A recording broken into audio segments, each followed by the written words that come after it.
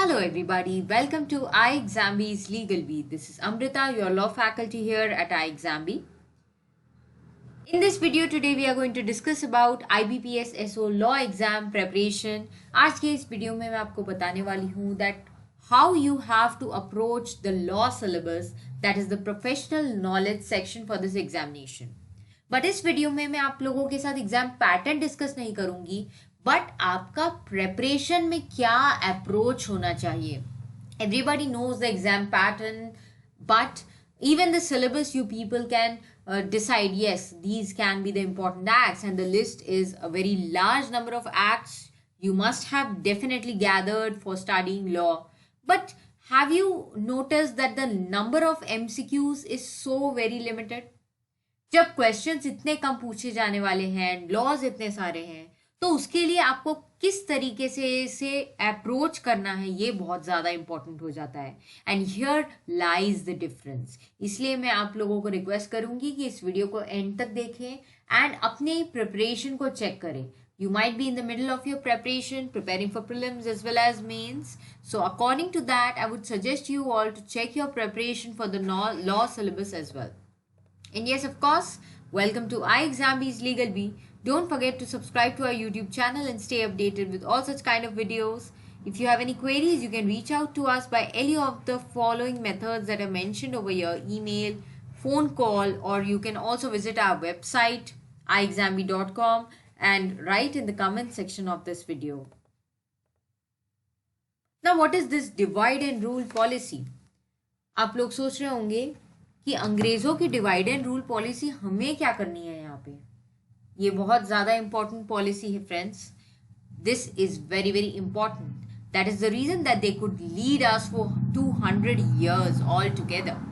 But yes, for your examination how is it को related?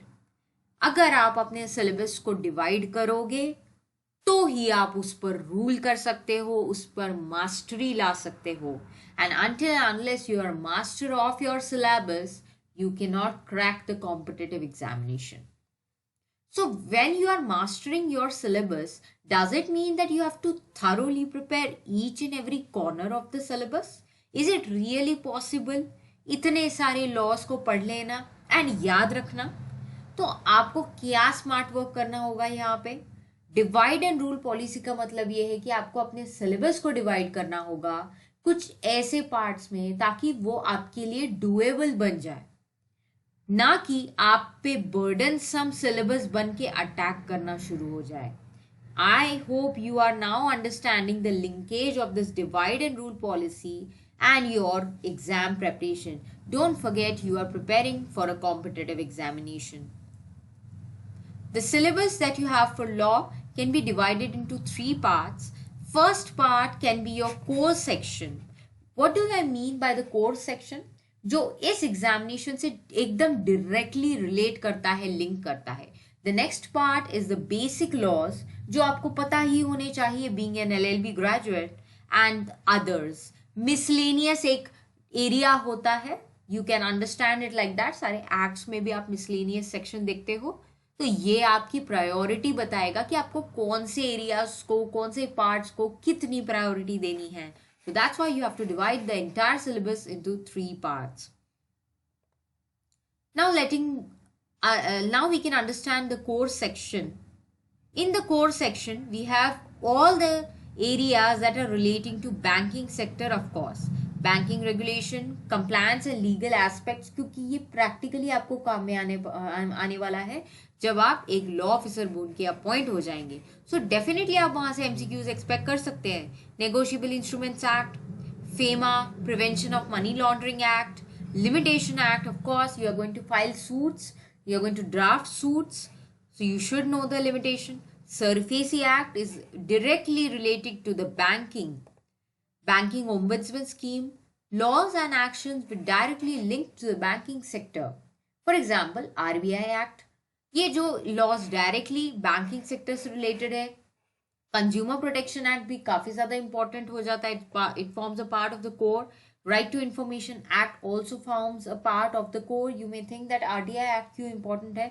जब आप कोई ऐसे एग्जाम के लिए प्रिपेयर कर रहे हैं तो RTI Act भी आपके लिए कोर सेक्शन में चला जाता है. कॉम्पिटेटिव एग्जामिनेशन है, आप एक पब्लिक ऑफिशियल बन जाओगे, सो आपको आरटीआई पता होना चाहिए, bankers book evidence act, DRT act. DRT act तो काफ़ी न्यू डेवलपिंग एरिया है, डीआरटी लॉज तो आपको डेफिनेटली पता होनी चाहिए, उसका basic functioning.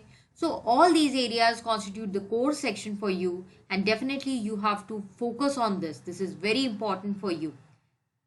Next comes the basics. Basics को हम कॉम्प्रोमाइज़ नहीं कर सकते. अगर आपने एलएलबी में अच्छे से पढ़ाई की है, डेफिनेटली आपको यहाँ पे हेल्प होगी, बट अगर नहीं की है तो थोड़ा सा आपको एक्स्ट्रा एफर्ट यहाँ पे डालना होगा.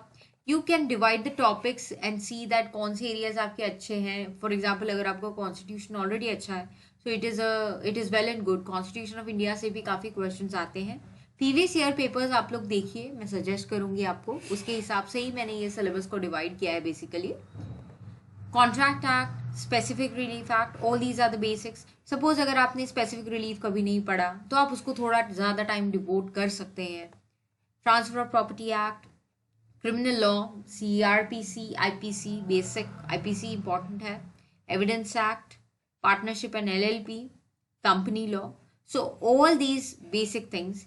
मे be I missed CPC over here, CPC भी यहाँ पे आप ऐड कर लीजिए.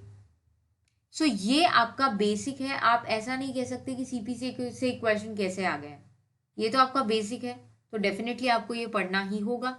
दो it is not directly related with the banking, you may feel evidence act हो गया, ये पार्टनरशिप एलएलपी हो गया, कंपनी लॉ हो गया, ये सब बेसिक्स है. You will have to know that. Being an LLB graduate, it is presumed that you are having knowledge of these subjects. Now coming to the miscellaneous topics: tort law, Hindu Succession and Indian Succession Act, Arbitration and Conciliation Act, Securities Law, IT Act, Legal Maxims.